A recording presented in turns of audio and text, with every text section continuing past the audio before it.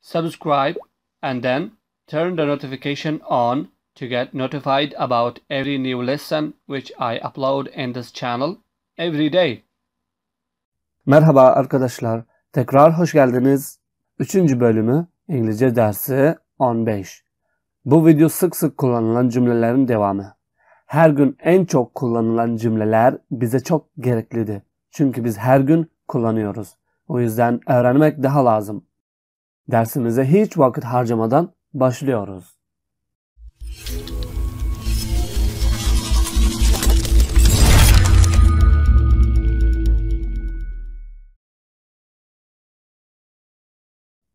Stop it. Stop it. Stop it. Durdur şunu. Ya da kes şunu. Ya da dur artık. Stop yani durdurmak. It yani bu. Don't do that.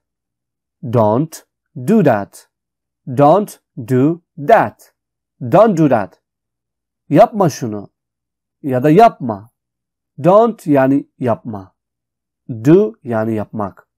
That yani o ya da şu. It's okay. It's okay. Bu it is okay'nin kısacası. It's okay. Don't worry.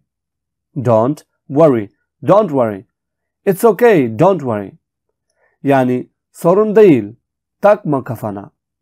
Ya da problem değil. Endişelenme. It's yani bu. Okay yani iyi ya da doğru. Don't yani yapma. Worry yani endişe. Don't worry yani endişe etme demek. Watch out. Watch out. Watch out. Dikkat et. Watch yani izlemek demek. Out yani dışarı. Şimdi tek tek anlamsız oluyor ama İngilizler bunu dikkat et anlamında kullanıyorlar. Hem de be careful. Be careful. Be careful. Anlamı dikkat et demek. Be careful birisi dışarı gidiyor, bir yere gidiyor ya da bir iş yapıyor ama siz dikkat et demek istiyorsunuz. O yerde be careful demek. Stay healthy. Stay healthy.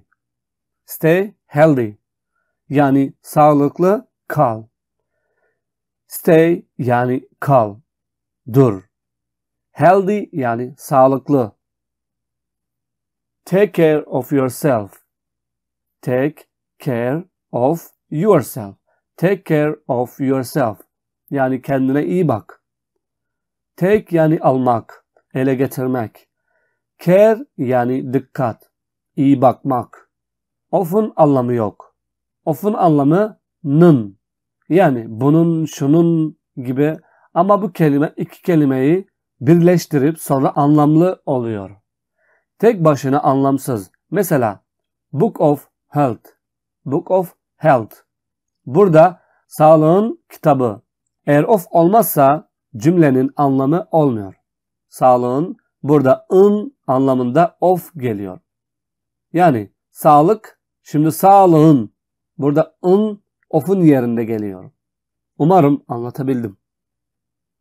It is a mistake. It is a mistake. It is a mistake. Yani bu bir hata. It yani bu. Is yani olmak. A yani bir. Ve mistake yani hata.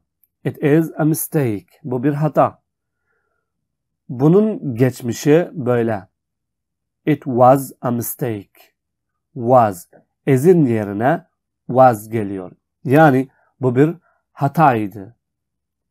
Umarım hepsi faydalıdır. Diğerki videoda devamını öğreneceğiz. Eğer fayda aldıysanız lütfen beğenmeyi unutmayın. Hem de paylaşın ve en önemlisi abone olmayı unutmayın. En yakında görüşürüz.